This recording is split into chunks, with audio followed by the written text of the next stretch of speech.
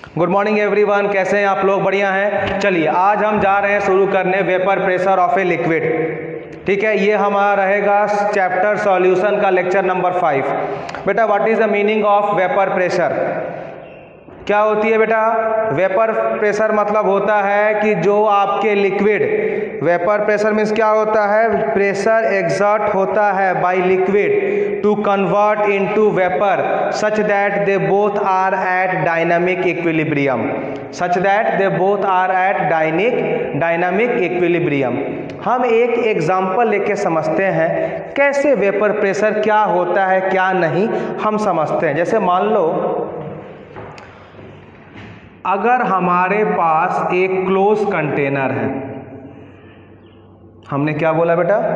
अगर मान लीजिए हमारे पास एक क्लोज कंटेनर है और उसमें हमने कुछ वाटर लिया है, I have taken some amount of water in that, I have taken some amount of water in that. चलो मान लो सपोज यहाँ तक इसमें हमारा वाटर है, हम केवल वाटर लिए, हमने कुछ मिक्स नहीं किया है, तो इस वाटर को हम क्या बोल सकते हैं? I can say this as pure water, I can say this as pure water. यानी हम क्या इसको बोल सकते हैं बेटा? इसको हम बोलेंगे प्योर लिक्विड, और इसको अगर हमने नाम दे दिया ए, प्योर लिक्विड, और हमने इसको नाम क्या दे दिया? Pure liquid. I have given the name as A. अब देखिए ये कंटेनर आपका क्लोज है, यानी मेरा लिक्विड यहाँ तक है, कुछ समझ में आ रही है? तो यहाँ तक ना हमारा वाटर मॉलिक्यूल्स है, जहाँ तक हम वाटर लेंगे वहाँ तक वाटर मॉलिक्यूल्स है। तो अब ये बताइए कि जब भी इवापोरेशन होगा तो वो कहाँ से होगा? जैसे मान लो कि आप इतने बड़े पतीले में पानी लिए हो, यहाँ से आप हीट कर रहे हो, तो हमारा वेपर कहाँ से निकलेगा? ऊपर वाले मॉलिक्यूल से कि नीचे से? डेफिनेटली जो ऊपर लेयर है यहीं से आपको वेपर निकलेगा। यानी अगर हमें प्रेशर, वेपर प्रेशर करना है, चेंज करना है, तो हम पहले इसके ऊपर वाले मॉलिक्यूल्स के बारे में बात करेंगे। हम बेटा इसके ऊपर वाले मॉलिक्यूल्स में बात करेंगे। ऊपर वाले मॉलिक्यूल्स तो क्या होंगे? सब प्योर लिक्विड ए का होंगे, तो सारे मॉलिक्यूल्स इधर ए हैं, all the molecules R A. और ये सब के सब मॉलिक्यूल्स किस फेज में हैं? लिक्विड फेज में हैं। किस फेज में है? लिक्विड फेज में है। अब ये जो ऊपर के मॉलिक्यूल्स है ये सब के सब इवापोरेट शुरू हो जाएंगे, सब के सब इवापोरेट करना शुरू हो जाएंगे। तो जब इवापोरेट करेंगे तो कुछ मॉलिक्यूल्स यहाँ आएगा जो वेपर बन के आएगा। जब इवापोरेट करेंगे तो यहाँ पर कुछ मॉलिक्यूल्स वेपर बन के आएंगे, लेकिन वो भी मॉलिक्यूल्स किसी के हैं? वाटर के ही है ना, वाटर ही इवापोरेट हुआ है, तो ये भी जो मॉलिक्यूल्स है ये वाटर्स के ही होंगे। तो ये सारे मॉलिक्यूल्स भी ए हैं।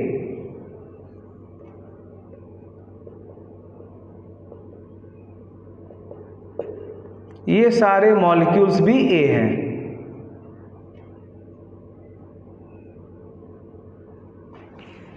अब हमारे मन में ये क्वेश्चन आया कि सर ये बताइए, ये वाला जो लिक्विड है ये सर कब तक वेपर फेज में जाएगा? कब तक जाएगा वेपर फेज में? जब तक ये मॉलिक्यूल्स का प्रेशर और ये मॉलिक्यूल का प्रेशर दोनों इक्विलिब्रियम में ना आ जाए। फिर हम बता रहे हैं बेटा ये वाले मॉलिक्यूल्स कब तक जाएंगे वेपर फेज में? जब इसका प्रेशर और इसका प्रेशर दोनों इक्विलिब्रियम में हो जाए। Means once they achieve equilibrium, no more liquid molecules are going to convert into vapor, or neither vapor are going to condense to liquid. कब? when both the pressure of liquid, and this is your vapor phase, both the pressure of liquid and vapor are at equilibrium. This is only known as vapor pressure. अब मान लो simple एक question मैं बोल दूं कि ये दोनों equilibrium है, तो इसका केमिकल इक्वेशन क्या बनेगा? कि जो हमारा H2O लिक्विड में है this is in equilibrium with H2O vapour phase. बात सही? अब मान लो मैं पूछूं बेटा व्हाट इज इट्स Kp, इसका Kp क्या होगा? आपको मैंने पढ़ाया था केमिकल इक्विलिब्रियम में, Kp एक ऐसा टर्म है which depends on a reaction in which there is gaseous reactant और प्रोडक्ट, और गैस को ही हम क्या बोलते हैं, वेपर। तो इन दोनों में अगर हम बात करते हैं तो ये लिक्विड है, यानी केपी इस पर डिपेंड नहीं करेगा, ये वेपर है, केवल इस पर डिपेंड करेगा। तो मेरा केपी क्या हो जाएगा बेटा, केपी हो जाएगा partial pressure of H2 in vapour form, partial pressure of H2O in vapour form, यही हमारा क्या हो गया, KP of the given reaction. आपको एक और चीज़ हम बताए थे, केपी को ब्रह्मा जी का वरदान मिला था कि भैया केपी चेंज कब होगा, केपी तभी चेंज होगा जब आप टेम्परेचर को चेंज करोगे, केपी तभी चेंज होगा जब आप टेम्परेचर को चेंज करोगे। मतलब हम क्या बोल सकते हैं, KP is dependent on temperature, KP is dependent on temperature, KP क्या है, KP is dependent on temperature. यहाँ तक आपको समझ में आ गया वेपर प्रेशर। अब हम जो नेक्स्ट बात करेंगे कि भैया अगर हमारा पार्शियल प्रेशर मैक्सिमम हुआ तब क्या होगा, पार्शियल प्रेशर मिनिमम हुआ तब क्या होगा, इसके बारे में अब हमको नेक्स्ट टॉपिक में बात करना है। उससे पहले आप इसको एक बार कॉपी करें, देख के समझ ले इसको। चलो अब जो नेक्स्ट हम जा रहे हैं देखने कि जो भी हमारा वेपर प्रेशर है उससे हमारा कब लिक्विड इवापोरेट करेगा और कब वेपर कंडेंस करेगा। तो पहला पॉइंट हम देखते हैं, जो भी बेटा हमारा वेपर प्रेशर, हमने वेपर प्रेशर को पहले ही शॉर्ट में वीपी लिख दिया है, हम बार बार फुल फॉर्म नहीं लिखेंगे, ये आपको समझना पड़ेगा और ये तभी आपको याद रहेगा जब आप सिंसियरली मेरी क्लास को फॉलो कर रहे हो। जैसे वेपर प्रेशर, ये क्या होता है, vapour pressure is the maximum value of partial pressure, vapour pressure is the maximum value of partial pressure, vapour pressure is the maximum value of partial pressure. ये जो होता है ना, ये पार्शियल प्रेशर का मैक्सिमम वैल्यू है। अब इसमें दो कंडीशन आपको पढ़ना है। पहला कंडीशन क्या है कि अगर जो पार्शियल प्रेशर का वैल्यू है, जो मैक्सिमम वैल्यू होता है which is known as vapour pressure, अगर मान लीजिए कि वो पार्शियल वैल्यू वेपर प्रेशर के वैल्यू से कम हो जाए और ज़्यादा हो जाए तो क्या होगा। तो हम क्या बोले, vapour pressure is the maximum value of partial pressure at a given temperature, at a given temperature. अब मान लीजिए कि इसी पर if partial pressure is low, एक ये हो सकता है कंडीशन। दूसरा क्या हो सकता है, if partial pressure is high, किससे, in comparison to vapour pressure. तो अगर पार्शियल प्रेशर लो है तो क्या होगा, more liquids are going to convert into vapour. अगर पार्शियल प्रेशर लो हो गया तो क्या होगा, more and more liquid will convert to vapour. और वही अगर पार्शियल प्रेशर हाई हो गया तो क्या होगा, then vapours will condense back to liquid. तो इसमें क्या हो जाएगा, vapour will condense back to liquid. समझ में आ गया कि जो हमारा वेपर प्रेशर है बेटा वो पार्शियल प्रेशर का मैक्सिमम वैल्यू है। Eight a given temperature. क्यों? क्योंकि हम पहले बोले थे कि जो हमारा Kp है वो टेम्परेचर पर डिपेंड करेगा, और अगर आप टेम्परेचर को ऊपर नीचे करोगे तो Kp चेंज होगा, और Kp चेंज होगा तो पार्शियल प्रेशर चेंज होगा। इसीलिए ये जो हमने स्टेटमेंट लिखा, इसमें आपको टेम्परेचर का एक वैल्यू को फिक्स करना ही करना है। इसलिए हमें क्या लिखे? Eight a given temperature. जब आप टेम्परेचर को फिक्स कर दिए तो हमारा वेपर प्रेशर मैक्सिमम हो गया। अब इसका दो केस, कि मान लीजिए जितना हमें पार्शियल प्रेशर की रिक्वायरमेंट था उससे अगर कम हो गया और उससे ज़्यादा हो गया तो हमारे सिस्टम पर क्या क्या इफेक्ट होने वाला है, यही दो इफेक्ट होगा। कुछ समझ में आया कि प्रेशर अगर कम हुआ तो more and more liquid will evaporate and form vapour, और अगर ज़्यादा हुआ तो more and more vapour will condense back to liquid. कुछ समझ में आया यहाँ पर? चलो, ये हमारा हो गया पहला पॉइंट। अब हम दूसरा पॉइंट बात करते हैं कि इसका कैसे हम रिप्रेजेंट करते हैं, कैसे हम क्या करते हैं। अब देखिए, इसका रिप्रेजेंट करने के कुछ तरीके भी हैं। चलिए, अब हम बात करेंगे कि इसको कैसे रिप्रेजेंट करेंगे, तो सिंबल आपको समझना बहुत ज़रूरी। जैसे मान लीजिए हमने यहाँ लिया प्योर लिक्विड ए, हम इसको दो पार्ट में लिख रहे हैं। एक हम लिख रहे हैं P0A और एक हम लिख रहे हैं PA। अब इन दोनों का मतलब क्या हुआ, पहले हमको ये समझना है कि भैया आप अगर PA0 लिख रहे हो PA, जहाँ भी आपको दिखे P0A तो आप ये समझ रहे ना कि ये वेपर प्रेशर है। P0A क्या शो करता है? ये शो करता है आपका vapour pressure of pure liquid ए। ये क्या शो करता है बेटा? ये शो करेगा vapour pressure of pure liquid ए को हम शो कैसे करते हैं? P0A से। और अगर हम केवल PA की बात करें, केवल क्या बात करें? PA, नॉट नहीं लगा हुआ है, तो इसको हम बोलते हैं पार्शियल प्रेशर ऑफ ए। इसको हम क्या बोलते हैं? इसको हम बोलते हैं पार्शियल प्रेशर, इसको हम बोलते हैं पार्शियल प्रेशर ऑफ ए। क्या आप समझ रहे हो कि what is the meaning of P0A and PA? P0A means vapour pressure of pure liquid A and PA means partial pressure of A. को समझ में आ रहा है? नेक्स्ट हम बात ये कर रहे हैं कि वेपर प्रेशर किस किस फैक्टर पर डिपेंड करता है और किस किस फैक्टर पर डिपेंड नहीं करता है, क्योंकि इस पर आपके एग्जाम में क्वेश्चन आने के चांस बहुत ज़्यादा रहते हैं। तो सबसे अगर हम पहला बात करते हैं बेटा, तो जो आपका वेपर प्रेशर है, जो आपका वेपर प्रेशर है,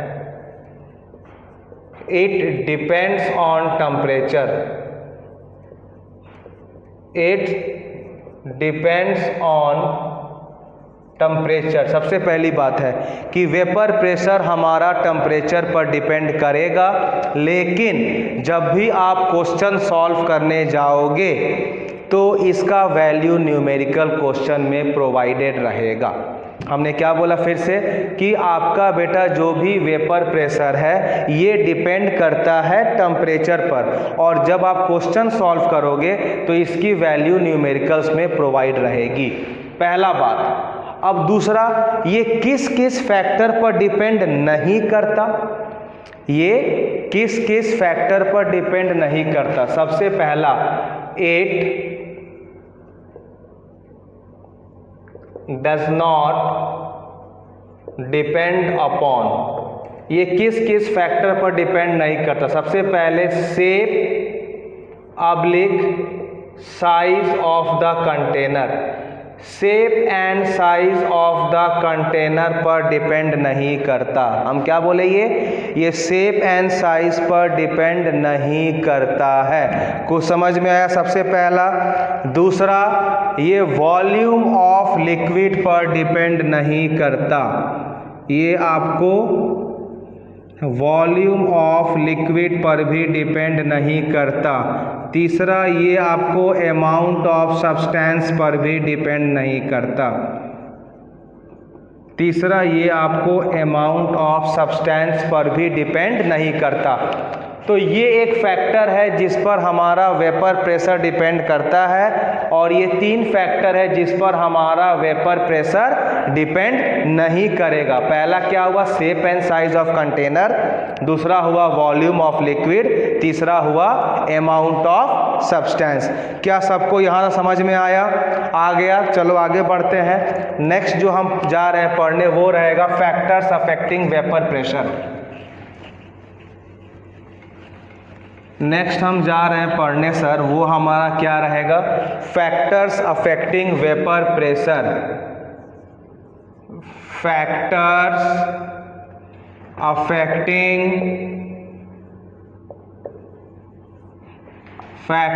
अफेक्टिंग वेपर प्रेशर। कौन कौन से फैक्टर हैं जिस पर हमारा वेपर प्रेशर डिपेंड करता है? कौन कौन से फैक्टर्स हैं जिस पर हमारा वेपर प्रेशर डिपेंड करता है? हमारे पास केवल 2 फैक्टर्स हैं। सबसे पहला क्या है? Nature of liquid.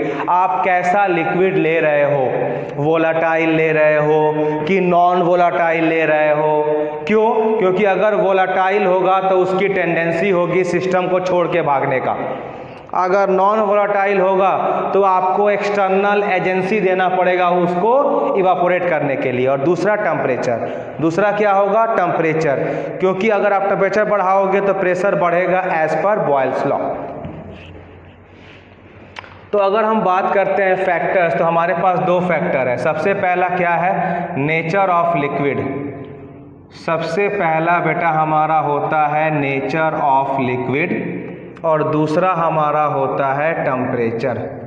My first factor is nature of liquid and second one is your temperature. Now I am going to start with nature of liquid. Nature of liquid कैसे वेपर प्रेशर को effect करता है? अब देखो, हम बात कर रहे हैं नेचर ऑफ लिक्विड में। मान लो सपोज आपने एक वेसल में मस्टर्ड ऑयल, जिसको हम लोग हिंदी में क्या बोलते हैं? राई का तेल। आप अगर राई का तेल एक बर्तन में लेके रख दो और उस जिस भी आपने वेसल में रखा उसको आप कवर मत करो, क्या वो तेल इवापोरेट करेगा? क्या वो ऑयल इवापोरेट करेगा? बहुत मिनिमम, बहुत कम करेगा। लेकिन अगर आप किसी वेसल्स में पेट्रोल रख दो और उसके ऊपर उसको कवर ना करो, चाहे आप स्प्रिट रख दो उसको कवर ना करो, वो with in fraction of second, with in minute उड़ जाएगा। मतलब हम क्या देख रहे हैं कि जिन सब्सटेंस के आपस में फोर्स ऑफ अट्रैक्शन कम होगा वही ना भागेगा। सपोज मान लो अगर हम चाहें कि हमें ऐसे भागना है और कोई मेरे को ऐसे पुल करे, हम चाहें कि ना हम यहाँ से यहाँ जाने वाले हैं और कोई मेरे को पुल करे, क्या हम आगे जा पाएंगे? नहीं जा पाएंगे। क्यों? क्योंकि हमें फोर्स ऑफ अट्रैक्शन कोई यहाँ पुल कर रहा है और this person wants to go here. मतलब इससे हमने क्या सीखा? ये हम ड्रामा नहीं किए, ये आपको हमने बताया कि जिनमें फोर्स ऑफ अट्रैक्शन ज़्यादा होगा उनका वेपर प्रेशर कम होगा, जिनका फोर्स ऑफ अट्रैक्शन कम होगा उनका वेपर प्रेशर ज़्यादा होगा। समझ में आ रहा है? तो पहला पॉइंट हम इसमें क्या बोल सकते हैं कि जो हमारा वेपर प्रेशर है this is directly proportional to 1 by force of attraction, 1 by force of attraction between substances. ये हमारा हो गया नेचर ऑफ लिक्विड कि जिनके बीच अगर फोर्स ऑफ अट्रैक्शन ज़्यादा होगा उनका वेपर प्रेशर कम होगा, जिनका फोर्स ऑफ अट्रैक्शन कम होगा उनका वेपर प्रेशर ज़्यादा होगा। क्या आपको यहाँ तक समझ में आया? तो एक बार कॉपी कर लो। यहाँ समझ में आ गया? चलो आगे हम बढ़ते हैं।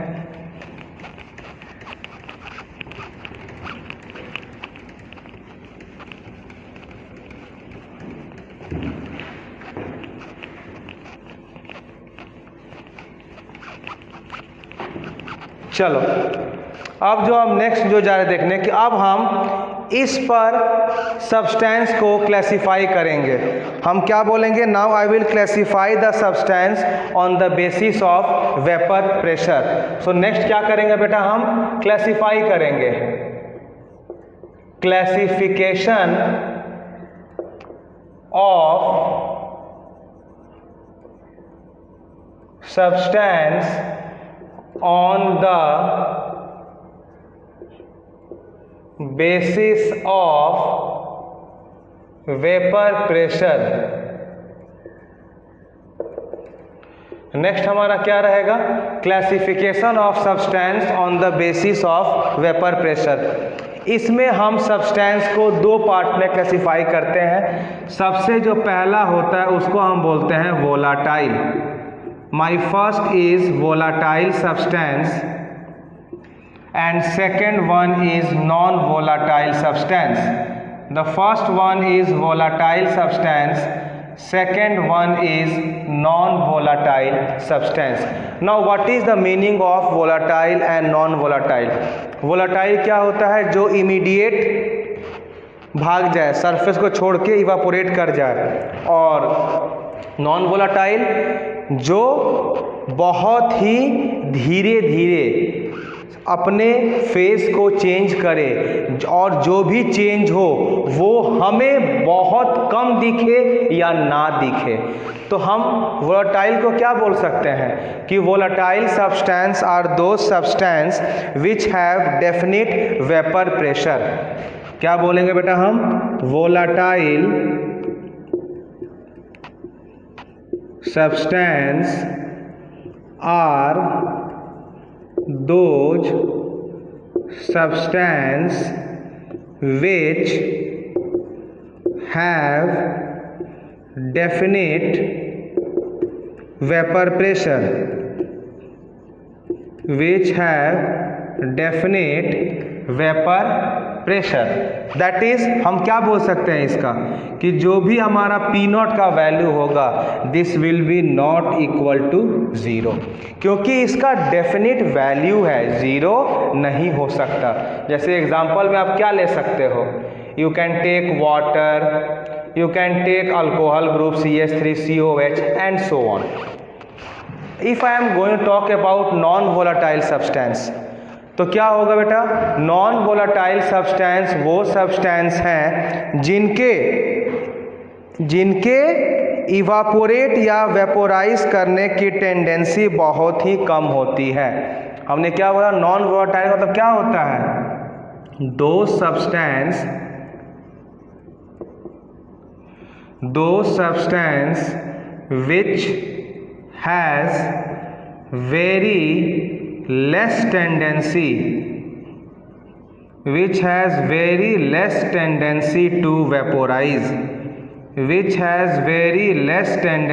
to vaporize, non-volatile substance, those substance which have very less tendency to vaporize, that is हम क्या बोल सकते हैं? इसका पी नॉट बराबर ज़ीरो होता है। नॉन वोलेटाइल सब्सटेंस का जो होगा vapour phase in pure form ये ज़ीरो होता है। और इसका केवल 3 ही एग्जाम्पल है जो आपके कोर्स में पढ़ना है। आपके इसके 3 ही एग्जाम्पल हैं जो आपके कोर्स में पढ़ना है। वो क्या क्या है? सबसे पहला एक यूरिया पढ़ना है। इसमें कहीं भी यूरिया देखना तो पी नॉट ज़ीरो, दूसरा ग्लूकोज और तीसरा सुक्रोज। हम तो उम्मीद करेंगे आपसे कि इन तीनों का फॉर्मूला के साथ साथ मास नंबर भी याद होना चाहिए। और ये 3 जहां दिखे समझ जाना कि नॉन वोलेटाइल है। अब हम पूछे आपसे कि बेटा what is the formula of urea? क्या होता है? NH2CONH2। को समझ में आया? अब मैं पूछूं बेटा कि what is the formula of glucose? What is the formula of glucose? तो क्या बोलोगे? C6H12O6। What is the formula of sucrose? C12H22O11। और सबका आप मास निकाल भी सकते हो। बेटा यूरिया का मास कितना होता है? यूरिया का मास होता है 60। एकदम इसको याद रखना है, एग्जाम में ऐसा नहीं कि बार बार हम सॉल्व करके वैल्यू निकाल रहे हैं। What is the mass of glucose बेटा? ग्लूकोज का कितना होता है मास? 180। And what is the mass of sucrose? 342। ये तीन आपको याद होना चाहिए। अब देखो बेटा, कभी कभी क्या होता है ना, लोग ग्लूकोज का फॉर्मूला भूल जाते हैं कि भैया हम 6 से शुरू करें कि 12 से। याद रखना, ग्लूकोज यहाँ भी थोड़ा बहुत आप कर्व ले रहे हो ना, तो याद रखना यहाँ भी कर्व लेना, मतलब ग्लूकोज में 6। ये याद करने का ट्रिक है, बाकी तो आप प्रैक्टिस करोगे तो याद हो ही जाएगा। तो यूरिया, ग्लूकोज, सुक्रोज, ये हमारा 3 फार्मूला है, ये हमारे 3 एग्जाम्पल हैं जिसका हमारा नॉन वोलेटाइल सब्सटेंस होता है और इनका जो vapour pressure in pure form होता है वो हमारा 0 होता है। क्लियर? तो ये हमारा हो गया बेटा पहला फैक्टर, नेचर ऑफ लिक्विड। दूसरा फैक्टर में हम आते हैं टेम्परेचर पर। आप लोग इसको फटाफट कॉपी करें, और जिनका कॉपी नहीं हुआ एक बार वीडियो पॉज कर लें, उसके बाद कॉपी करें।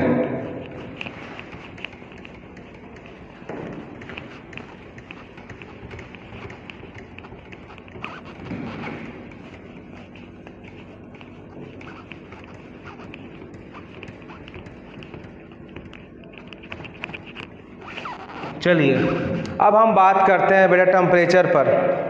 आपको पता है कि अगर आप टेम्परेचर बढ़ा रहे हो, मैं क्या बोला? टेम्परेचर। सेकेंड बात करते हैं। तो जब आप टेम्परेचर बढ़ाओगे तो टेम्परेचर एक्चुअली क्या है? ये एक फॉर्म ऑफ एनर्जी है। तो जो भी सब्सटेंस का टेम्परेचर बढ़ाओगे तो उसके जो मॉलिक्यूल्स हैं वो एनर्जी गेन कर लेंगे, और जब वो एनर्जी गेन करेंगे तो आपस में उनका शुरू हो जाएगा कोलिजन, और जब कोलिजन हो जाएगा तो उनकी टेंडेंसी होगी सरफेस को छोड़कर भाग जाना। तो अगर वो सरफेस छोड़ के जा रहे हैं, मतलब they are changing their phase, मतलब they have more tendency to vaporise. मतलब हम क्या बोल सकते हैं कि अगर आप टेम्परेचर बढ़ा रहे हो तो काइनेटिक एनर्जी ऑफ मॉलिक्यूल्स बढ़ेगा, और अगर काइनेटिक एनर्जी ऑफ मॉलिक्यूल्स बढ़ रहा है तो मॉलिक्यूल्स के वेपोराइज करने की टेंडेंसी ज़्यादा होगी। तो पहला हम क्या बोलेंगे कि जो हमारा vapour pressure of substance it is directly proportional to temperature. बेटा क्या हो गया? Directly proportional to temperature. क्यों? क्योंकि अभी आपको सिखाएं, जब आप किसी सब्सटेंस को हीट करोगे तो वो एनर्जी गेन करेगा, जब एनर्जी गेन करेगा तो आपस में शुरू हो जाएगा वाइब्रेशन, और जब शुरू हो जाएगा वाइब्रेशन तो क्या होगा? कुछ मॉलिक्यूल सरफेस को छोड़ के भागने की टेंडेंसी रखेंगे, यानी उसको हम क्या बोलेंगे कि molecules have the tendency to evaporate और vaporize. Why? Due to increase of temperature. तो हम क्या बोले इधर कि with that conclusion we can say that vapour pressure is directly proportional to temperature. और अगर मैं इसकी ग्राफ की बात करूं तो क्या होगा? अगर मान लीजिए ये हमारा वेपर प्रेशर है और ये हमारा टेम्परेचर है, तो आप क्या देख रहे हो कि डायरेक्टली प्रोपोर्शनल है। मतलब अगर टेम्परेचर बढ़ाएंगे तो वेपर प्रेशर बढ़ेगा। तो इसका ग्राफ कुछ इस तरह होता है, इसका ग्राफ कुछ इस तरह होगा। लेकिन इसमें एक साइंटिस्ट आए हुए थे, क्लॉसियस। इसमें आपके एक साइंटिस्ट आए हुए थे, उनका नाम था क्लॉसियस, CLAUSIUS। इनका नाम था बेटा क्लॉसियस क्लैपरेयॉन, CLAPREYON इक्वेशन।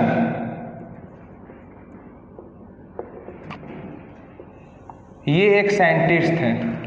इन्होंने एक इक्वेशन दिया था और इन्होंने ये बताया था कि variation of pressure with temperature at 2 different values, variations of pressure with temperature at 2 different values. जो इनका जनरल इक्वेशन था बेटा वो क्या था?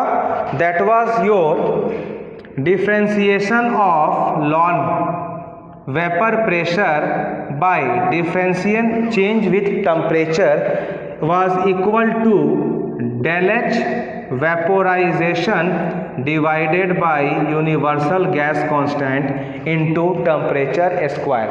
This was the equation which was given by Clausius Clapeyron. Okay अब देखो इन्होंने क्या किया, इन्होंने यहाँ से लॉन वीपी का वैल्यू निकाला। तो आप लोग मैथ्स में पढ़े होंगे कि अगर ये हमारा डिफरेंशिएशन है तो अगर हमें लॉन वीपी निकालना है तो हमें क्या करना पड़ेगा, इसको इंटीग्रेशन करना पड़ेगा। तो कैसे हम करेंगे इसका इंटीग्रेशन, आप लोग पढ़े भी होंगे। इस dt को यहाँ भेज दो तो क्या होगा, integration of D lawn Vp is equal to integration of del H vapor divided by RT square dt। आपको पता है कि differentiation and inverse, differentiation and integration both are inverse of each other. तो यहाँ से मेरे को मिल जाएगा लॉन ऑफ वीपी। ऐसा क्यों, क्योंकि डिफरेंशिएशन एंड इंटीग्रेशन एक दूसरे के इन्वर्स प्रोसेस हैं। यहाँ पर हम क्या देखेंगे कि डेल एच वेपोराइजेशन ये हमारा कांस्टेंट होता है, तो ये इंटीग्रेशन साइन से बाहर आ जाएगा। आर क्या होता है, यूनिवर्सल गैस कांस्टेंट है, तो ये हमारा साइन ऑफ इंटीग्रेशन से बाहर आ जाएगा। अब यहाँ पर हमें करना पड़ेगा dt बाई टी स्क्वायर का क्या करना पड़ेगा, इंटीग्रेशन करना पड़ेगा। तो यहाँ क्या आएगा, लॉन ऑफ वीपी बराबर del H vaporisation by R. अब इसका भैया आपको करना है इंटीग्रेशन, आपको सब आता है करने। क्या, अगर नीचे टी स्क्वायर है तो ऊपर जाएगा तो क्या हो जाएगा, टी का पावर -2, यानी ऐसे लिखे हम टी का पावर -2 ऑफ डी टी। अगला स्टेप हमारा क्या हो जाएगा, del of H vaporisation by R. अब यहाँ क्या हो जाएगा, t का पावर -2 + 1 बाई -2 + 1, ये वाला हो जाएगा विथ। अब आप ये आपने इंटीग्रेशन लिया जहाँ पर आपने लोअर एंड अपर लिमिट कुछ नहीं दिया, यानी डेफिनेटली हमारा कोई ना कोई एक कांस्टेंट आएगा। अब देखो क्या होगा फिर, यानी जो हमारा लॉन ऑफ वेपर प्रेशर है वो कितना हो जाएगा। अगर मैं इसको सॉल्व करूं तो कितना आ रहा है, del H vapour divided by R, T का पावर -2 + 1, टी का पावर -1 और -1, यानी यहाँ क्या आ जाएगा, टी का पावर -1 डिवाइडेड बाई -1 प्लस के, यानी इसको हम क्या लिखें, del H vaporisation by R. T का पावर -1 नीचे लाएंगे तो टी हो जाएगा, और ये माइनस को हम यहाँ पुट कर दिए प्लस ऑफ के, ये हो गया हमारा lawn of VP, lawn of VP. बेटा इस इक्वेशन पर एग्जाम का क्वेश्चन आता है, मैं क्या बोला, इस इक्वेशन पर आपके एग्जाम का क्वेश्चन आता है। अब मान लीजिए सिंपल एक लॉजिक आपका हम टेस्ट करें, हमने अगर आपसे ये बोल दिया बेटा ये बताओ आप एक लॉग पर ग्राफ प्लॉट करो जिसका हम आपको y पर दे देते हैं लॉन ऑफ वीपी और x पर हम दे दिए 1/t। मैं आपसे बोलूँ बेटा इसके बीच ग्राफ क्या बनेगा, तो पहले तो आपको बेटा ये इक्वेशन आना चाहिए। और आप क्या देख रहे हो, y = mx + c, this is in the form of y = mx + c, मतलब this is the equation of a straight line, there is c, यहाँ पर c कुछ है, यानी ये ओरिजिन से पास नहीं होगा। क्यों, क्योंकि इस c को हम बोलते हैं इंटरसेप्ट, यानी ये कुछ ऊपर से पास होगा, नीचे से पास नहीं होगा। मतलब अगर इसकी हम ग्राफ ड्रॉ करें तो क्या ये ग्राफ यहाँ से प्लॉट होगा, नहीं। क्यों, क्योंकि c का कुछ ना कुछ पॉजिटिव वैल्यू होगा, तो डेफिनेटली ये ग्राफ कुछ यहाँ से शुरू होगा, ये ग्राफ कुछ यहाँ से शुरू होगा। अब जब ग्राफ हम शुरू यहाँ से करेंगे तो इस एरिया को क्या बोलेंगे, इसी को हम बोलते हैं इंटरसेप्ट। क्या बोलेंगे इसको, इंटरसेप्ट, जिसका वैल्यू क्या है, k है। अब इसमें दो केस कि भैया यहाँ से हमारा ग्राफ ऊपर जाएगा कि नीचे आएगा।